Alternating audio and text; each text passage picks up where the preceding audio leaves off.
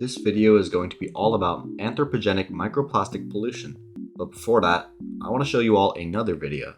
Putting microplastics back into my food over trending audio. It's Monday, I have a heavy workload, and I need plastics in my system fast. So I fried up an egg in my torn up Teflon pan and used an abrasive to get it into my bowl. And no plate is perfect without a perfect pickle. And of course I'm putting plastic into those as well. Now there's no real measurement for the perfect amount of plastic, so you can just eyeball it. And to top it all off, we'll just hit it with a few plastic shavings from my plastic cutting board. After watching that video, you might be thinking, wow, I should be careful of microplastics. They probably aren't good for me.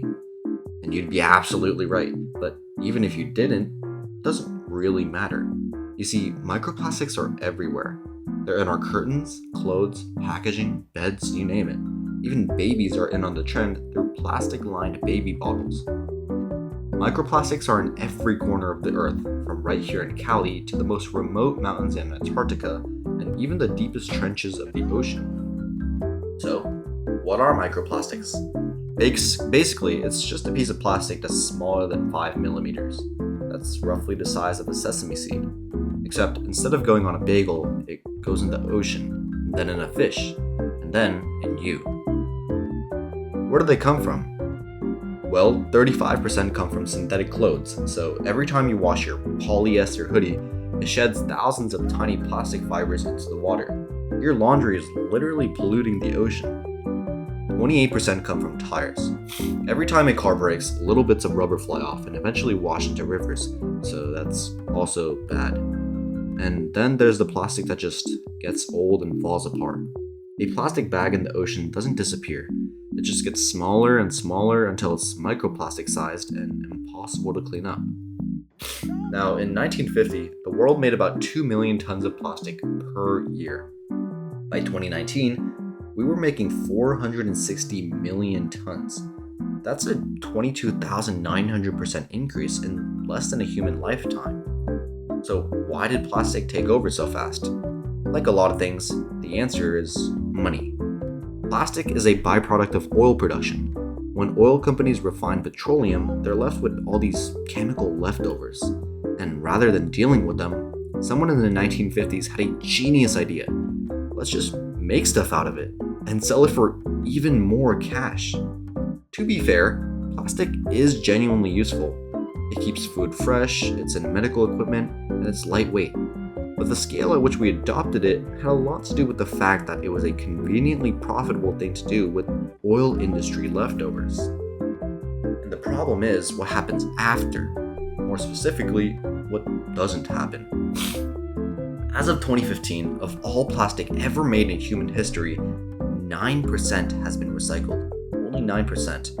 12% was burned, and 79% just piled up in landfills, rivers, in the ocean, and obviously in me and you. And microplastics are hydrophobic, meaning they hate water, and because of that, they attract toxic chemicals floating in the ocean, things like PCBs, pesticides, heavy metals. The plastic basically acts like a little sponge for poison. And as we have learned many times in this class, these things like to do a little thing called bioaccumulation, and we happen to be at the very top. A 2013 study confirmed that fish eating plastic-covered pollutants developed liver damage and toxic buildup in their tissues. Not ideal for the fish, and also not ideal for us since we eat the fish. And you might have heard this before, but we don't actually know how bad it is for us. Because to study the effects of something on humans, scientists need a control group. People who haven't been exposed to it. For microplastics, that group doesn't exist anymore. There is no human being on Earth who hasn't already been exposed. So, researchers are trying to study the long-term health effects, but they can't find anyone to compare us to. Who knows, we might all become superheroes, or all just get cancer. Now that I've told you all of this, you might be really riled up to do something about it. And the good news is that you can. Most importantly, you have to get a microfiber laundry filter. It catches the plastic fibers your clothes shed before they reach the water supply. One household using one of these can prevent over 426 million microfibers a year from entering waterways.